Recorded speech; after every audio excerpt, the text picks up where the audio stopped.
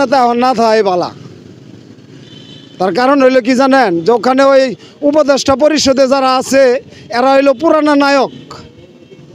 এই পুরানা নায়কের মধ্যে এই দুইজন নায়ক এরা কোনো সাইড নায়ক হইতে পারতেছে না।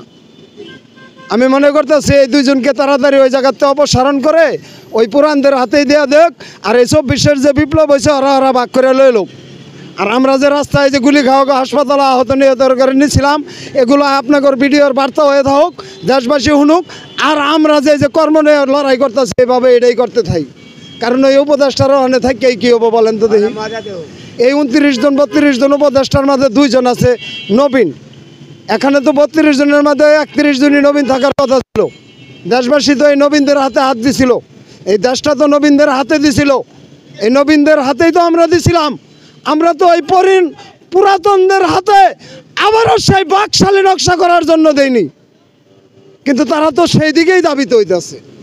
আপনার যে 70 অনুচ্ছেদ নিয়ে হইতেছে, যে আপনারা জানেন যে সংবিধানের 70 অনুচ্ছেদ সংস্কার মানে ওই সংবিধান থেকে কয়েকটা লাইন পরিবর্তন করা।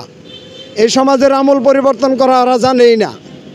আমি এটা গ্যারেন্টি দিয়ে বলবো, বর্তমান উপদেষ্টা পরিষদ এবং বর্তমান রাজনৈতিক মহলের এমন কোনো যোগ্য একজন ব্যক্তি নাই যে তারা বর্তমান দেশটাকে সংস্কার করে।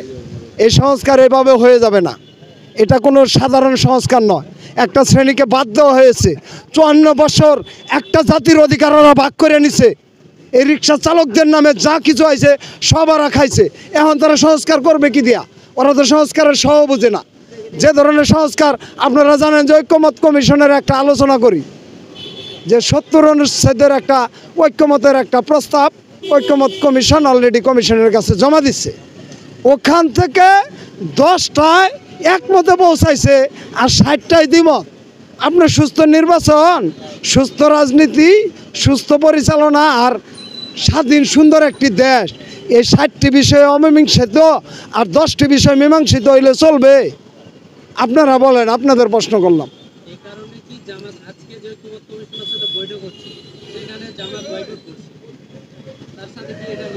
এটা আমি বলবো কি, যে জামাত যে বয়কট করছে এই বয়কটের সাথে আমার একমত। আমি একমত এই জন্য হয়েছি, কী কারণে জানেন, যে জামাত অলরেডি দেখতেই পারতেছে যে এই দেশের যে শ্রেণী মানুষের সংস্কার করা দরকার তাদেরকে বাদ দিয়ে নির্বাচনী সংস্কার করা হচ্ছে। তো এদেশে তো আমরা নির্বাচনী সংস্কার হোক এটা আমরা চাই, কিন্তু আমি কি আমার ভাগ্যের পরিবর্তন চাইবো না? তা আমার ভাগ্যটা তো 54 বছরের পরিবর্তন হয়নি।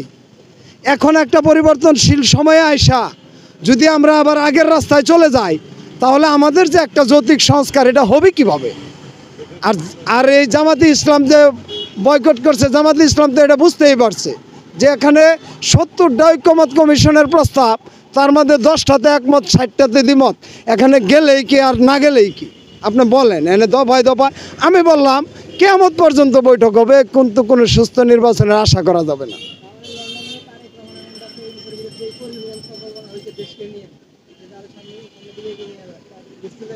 এটা তো উনি রাজনৈতিক দল হিসাবে দেশকে, দেশের মানুষকে ভালোবাসে, এই হিসাবে ওনারা আপ্রাণ চেষ্টা ওনারা তো করবে।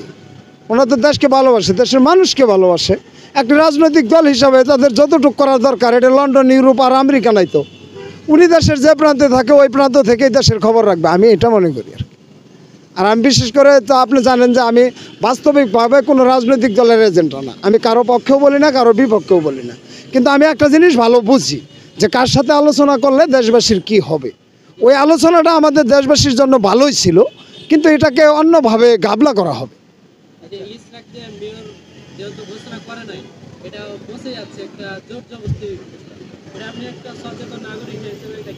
আমি সচেতন নাগরিক হিসাবে আমি কিছু বলি না, কেননা যে এই দেশের সবচাইতে বড় সচেতন নাগরিক হলে যারা শীর্ষ রাজনীতি করে।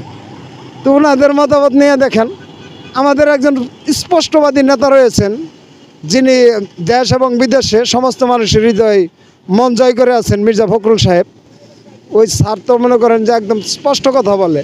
ওনারাও তো ভালো জানে যে এটা কী হচ্ছে। আসলে এখানে আমি কি বলবো, আমি তো একটা বুড়া। আমি ওই 2021 সালে ভোট দেবার গেছিলাম, আমার কইছে তোমার ভোট হয়ে গেছে, দিতে হবে না। তো ওনার ভোট যখন হয়ে গেছে, মেয়র তো একটা হবেই, এর জন্য আর কি। আর এই ভোটের অধিকার যদি প্রতিষ্ঠা করতে হয়, তাহলে 2024 সালের পরে আইসা কিভাবে ভোট দেয় ওই পদ্ধতি আগে নির্ধারণ করতে হবে। কিন্তু এখন তো আমরা ভোটের কোনো পদ্ধতিই জানি না। ওই কয়দিন আগে যে একটা সংস্কার হলো হজ বড় ল সংস্কার নির্বাচন কমিশন, অত বড় বড় কথা ওনারা বলতেছে। ওই বিগত আমলে এখন যারা বড় কথা বলে নির্বাচন কমিশন, ওরাই কিন্তু আসিল।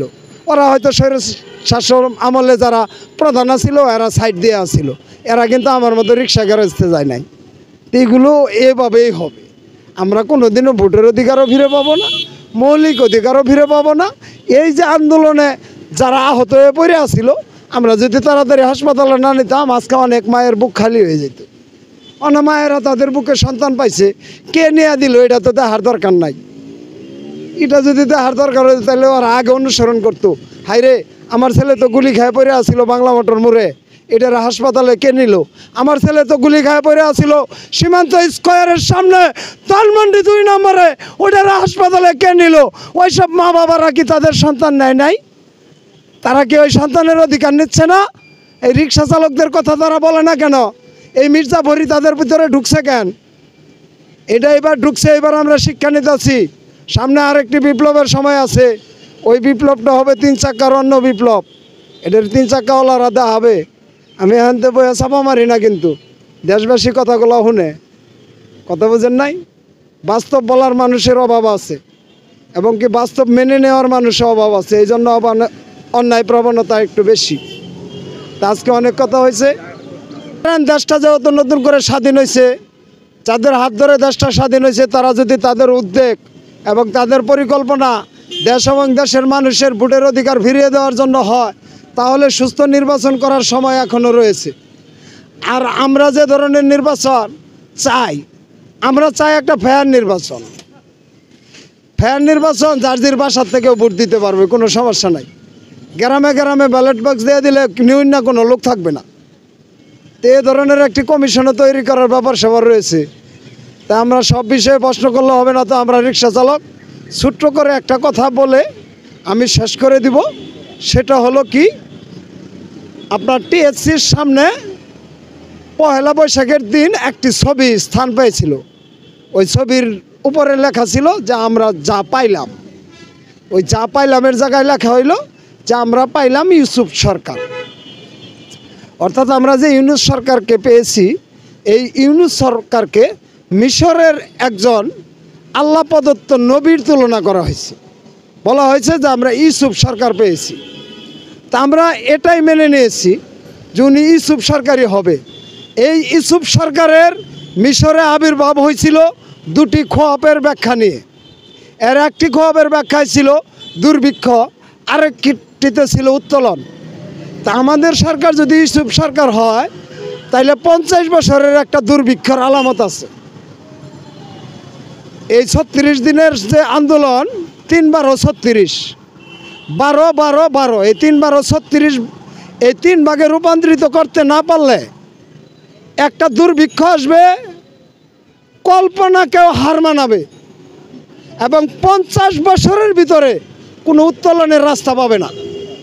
এখানে আপনি যে ধরনের নির্বাচনী দেন না কেন,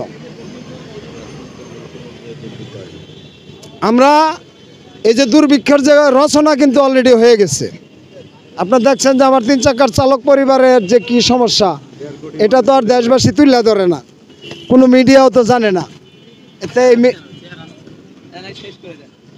আচ্ছা, ঠিক আছে প্রিয় দেশবাসী, বৃষ্টির কারণে আমরা হয়তো আরেক দিন আপনার সাথে আসবো, এই ভাইদের মাধ্যমে কথা হবে। আপনারা আমাদের